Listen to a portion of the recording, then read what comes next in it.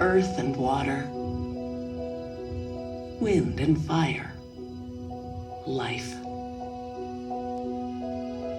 These are the fundamental elements that shaped North America's vast grasslands, including the Tallgrass Prairie, now nearly gone. The largest remaining swath is on these hills of Kansas and northern Oklahoma, the Flint Hills, where the Tallgrass Prairie holds the ancient secrets of its birth.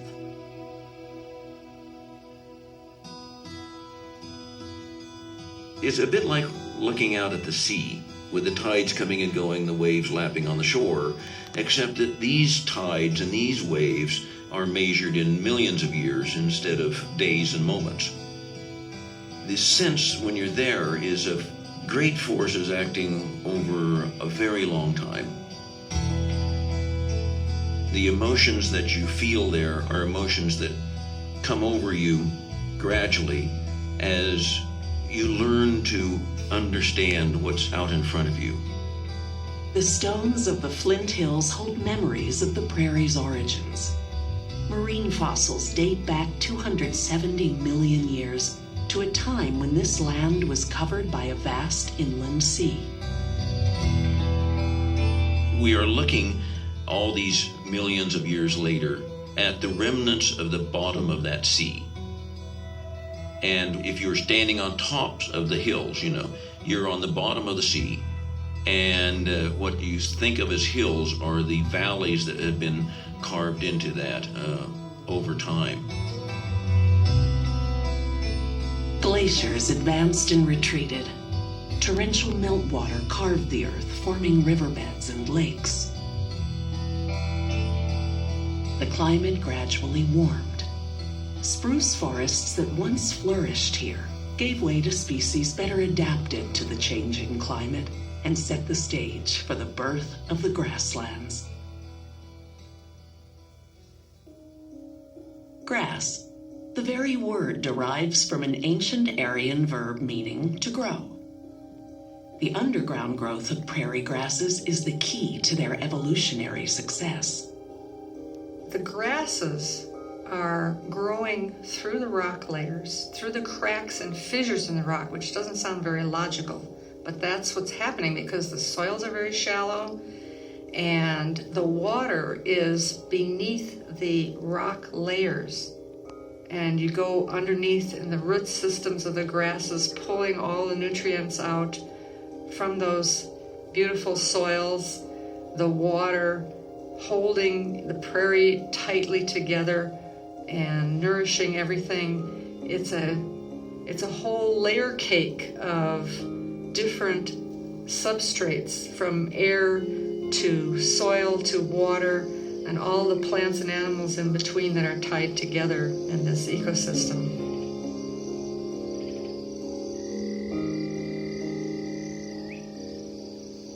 The life-giving grasses could not thrive without grazers, the natural pruners of the prairie.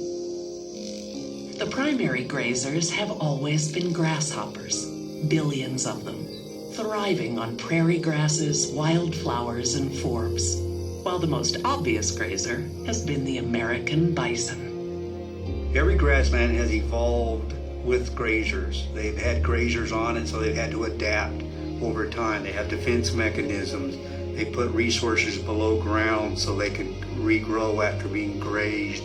Some grasses actually grow a little faster once they're grazed.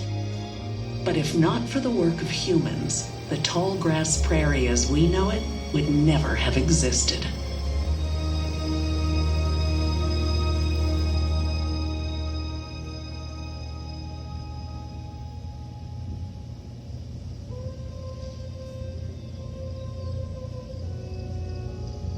Indian peoples managed their landscapes. They actively managed it. So their relationship with these surroundings, their environment, created the tallgrass prairies.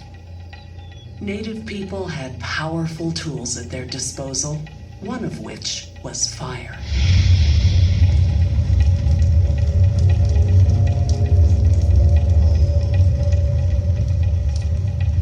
For thousands of years, fire was used for defense, to clear trails and paths, and to herd small animals during a hunt.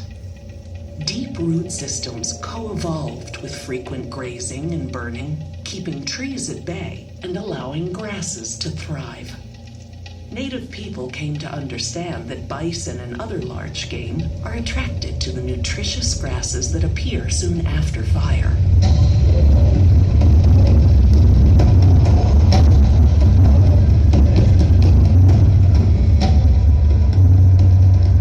The use of fire in the spring, inducing hoofed animals into the region who graze it intensively, and then move on by late summer.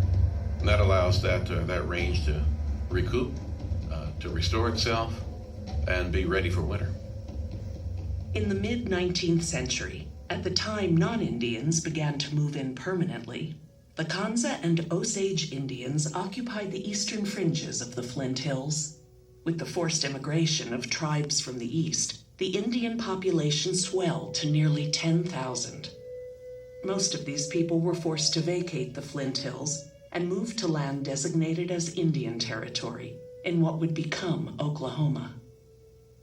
The people who came in the area, they believed you had to have personal property, you had to own your own land, and you tilled it.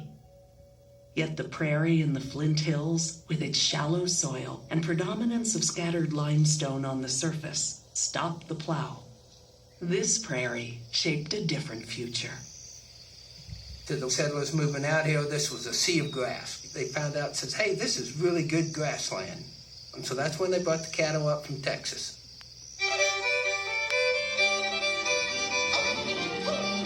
They start up the trail in spring, take them slow, let them graze their way north. They had way more when they got here than they did when they left Texas.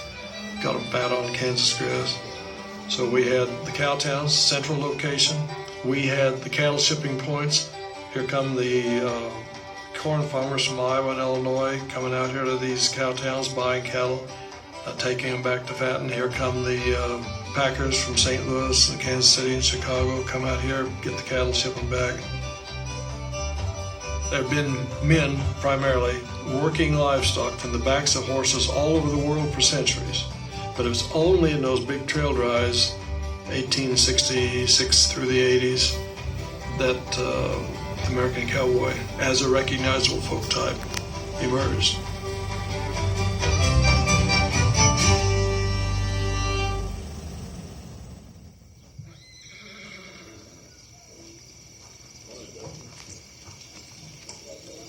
Over the years, ranchers and stockmen developed seasonal burning and cattle grazing patterns strikingly similar to the way Native Americans managed the bison. And the tallgrass prairie on the Flint Hills continued to flourish.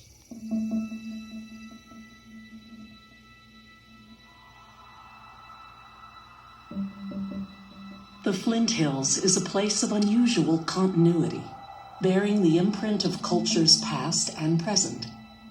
It is a place where we can connect with the mingling of eons and of elements fundamental to life on this planet. The seasons of the Flint Hills are a bit different than just winter, spring, summer, fall. They are essentially death, fire, rebirth, growth, and death again. It's almost like music where you have overlying rhythms. So you have that yearly rhythm of the grasses overlying this much longer rhythm of the hills forming and being transformed on the scale of millions of years instead of on just 1 year.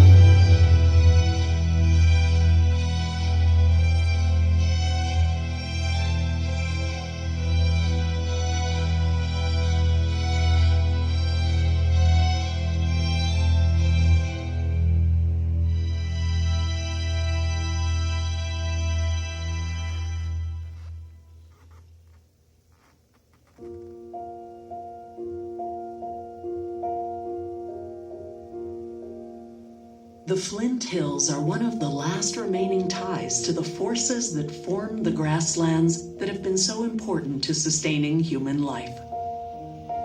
Because this prairie remains intact, it offers lessons otherwise lost. It is one of the most endangered ecosystems on the face of the planet.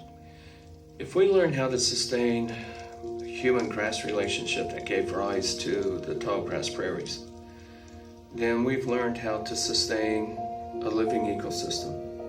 And the grasslands around the world are what feed the world. We need to really understand how they work and how they're put together and how we can conserve them. But what's compelling in the end, there's something beautifully irrational about love of a landscape. And we ought not to be afraid to be guided by that. It's a subtle beauty, it's a quiet beauty. The Flint Hills give you a chance to catch your breath. There are very few places a person can go and feel the connection to the earth and to that history like the Tallgrass Prairie. To lose that would be to lose part of ourselves. It truly is a magical place.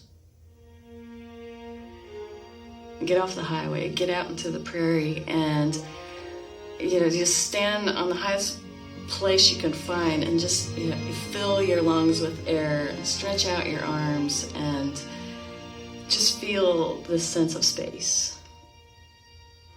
There is a very spiritual peace to the Flint Hills, I think. And I don't think it is for everyone, but for those that do enjoy it, it's fantastic. You have to tune your thinking, tune your seeing and hearing to the pace, rhythm, and moments of the place. And all of a sudden, you're given this great gift.